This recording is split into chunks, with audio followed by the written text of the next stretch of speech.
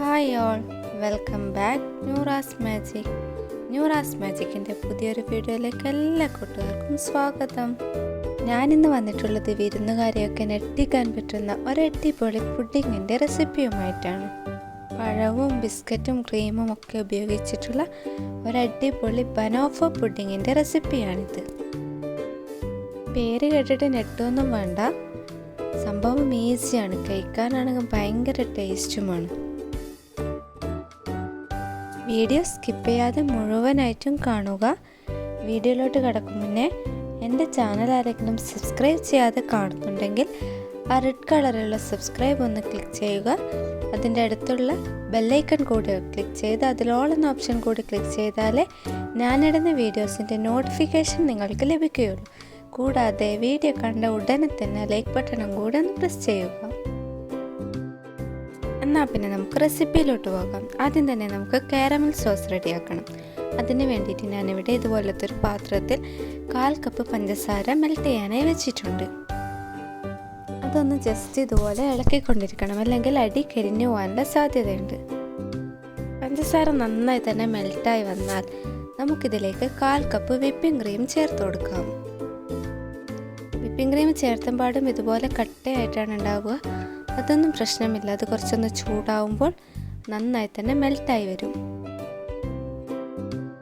ഇത് നന്നായി തന്നെ മെൽറ്റായി വന്നാൽ നമുക്കതിലേക്ക് 1 ടേബിൾ സ്പൂൺ ബട്ടറും 1 പിഞ്ച് ഉപ്പും കൂടി ചേർത്ത് കൊടുക്കാം. ആ വീഡിയോ എന്തോ എൻ്റെതെന്ന് മിസ്സായിപ്പോയതാണ്. അതിനുശേഷം ഫ്ലെയിം ഓഫ് ചെയ്ത് അതിനെ നമുക്കൊരു പാത്രത്തിലോട്ട് മാറ്റി കൊടുക്കാം. ഈ ഒരു തിക്നെസ്സിലാണ് വേണ്ടത്. ഇത് തണിയുമ്പോൾ അഥവാ ടൈറ്റ് ആവുകയാണെങ്കിൽ 1 ടേബിൾ സ്പൂൺ ചൂട് പാൽ ഒഴിച്ചു കൊടുത്താൽ മതിയാകും.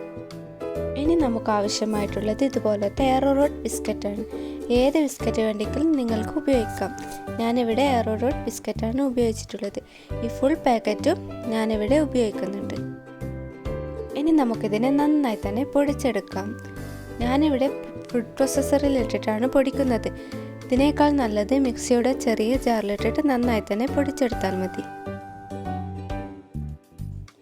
ഇനി നമുക്കിതിലേക്ക് ഒരു 4 ടേബിൾ സ്പൂൺ ബട്ടർ മെൽറ്റ് ചെയ്തതും കൂടി ചേർത്ത് കൊടുക്കാം. ഇനി നമുക്കിതിനെ ഒരു പുഡിംഗ് ട്രേയിലേക്ക് സെറ്റ് ചെയ്ത് കൊടുക്കാം. ഇതുപോലെ പ്രസ് ചെയ്യുമ്പോൾ അതൊരു പ്രസ്സായിട്ട് നിൽക്കുന്ന രീതിയിലുള്ള ഡോ ആണ് നമുക്ക് വേണ്ടത്. ഇനി നമുക്കതിനെ ട്രേയുടെ അടിയിലായി ഇതുപോലെ നിരത്തി വെച്ച് കൊടുക്കാം.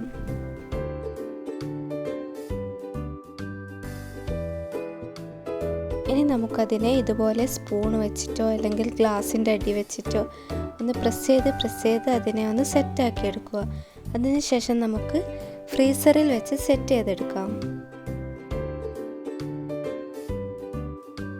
ആ സമയം കൊണ്ട് ഞാനിവിടെ 1/4 കപ്പോളം വിപ്പിംഗ് ക്രീം നന്നായി തന്നെ ബീറ്റ് ചെയ്തെടുക്കുന്നുണ്ട്.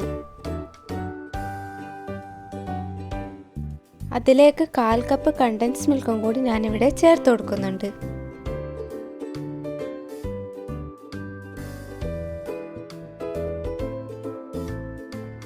നമ്മുടെ ക്രീം നന്നായി തന്നെ ബീറ്റായി വന്നിട്ടുണ്ട്.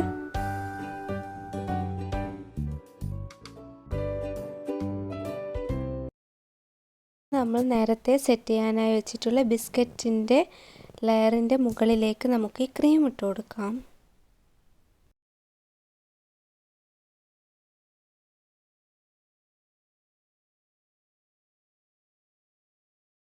അങ്ങനെ ക്രീം ഞാൻ മൊത്തത്തിൽ സെറ്റ് ചെയ്തിട്ടുണ്ട്.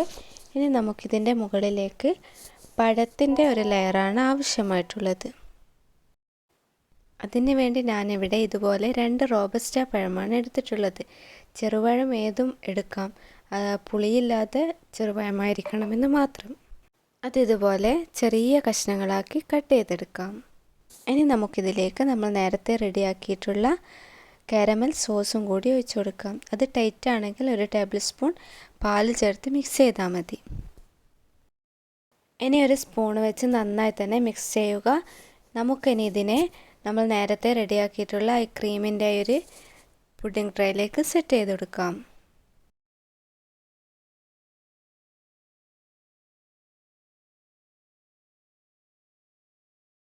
ഇതിൻ്റെ മുകളിലായിട്ട് നമുക്ക് ബാക്കിയുള്ള കാരമൽ സോസും കൂടി ഒഴിച്ചു കൊടുക്കാം.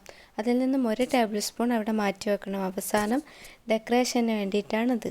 ഇനി നമുക്ക് നമ്മൾ നേരത്തെ റെഡിയാക്കിയിട്ടുള്ള ബിസ്ക്കറ്റ് പൊടി മുഴുവനായിട്ടും ഇതിലേക്ക് ഇട്ട് കൊടുക്കാം. ഇതിൻ്റെ മുകളിലായിട്ട് നമ്മൾ നേരത്തെ റെഡിയാക്കിയിട്ടുള്ള ക്രീമും കൂടി ചേർത്തെടുക്കുക. അതൊന്നും ഞാൻ വീഡിയോ എടുത്തിട്ടില്ല. ഇനി നമുക്ക് ഈ ക്രീമിൻ്റെ മുകളിൽ നമ്മൾ നേരത്തെ മാറ്റി വെച്ചിട്ടുള്ള കാരമൽ സോസ് ഇതുപോലെ ലൈനാക്കിയിട്ടിട്ട് നമുക്കതിനെ ഡെക്കറേഷൻ ചെയ്തെടുക്കാം. അതിനുശേഷം ഒരു സ്ക്വയറോ അല്ലെങ്കിൽ ടൂത്ത് പിക്കോ ഉപയോഗിച്ചിട്ട് ഇതുപോലെ ഒരു ഡിസൈൻ ചെയ്ത് കൊടുക്കുക. ഇതൊക്കെ നിങ്ങളുടെ ഇഷ്ടത്തിനനുസരിച്ച് ചെയ്തെടുക്കാം. ഞാനിതുപോലെ ചെയ്തെന്ന് മാത്രം. അങ്ങനെ നമ്മുടെ ടേസ്റ്റിയായ ബനോഫ പുഡിംഗ് റെഡി ആയിട്ടുണ്ട്. മസ്റ്റായിട്ടും ട്രൈ ചെയ്ത് നോക്കുക. ഫീഡ്ബാക്കും കൂടി അറിയിക്കുക. അടുത്തൊരു നല്ലൊരു റെസിപ്പിയുമായി മറ്റൊരു ദിവസം കാണാം. അതുവരേക്കും ടേക്ക് കെയർ. ബൈ.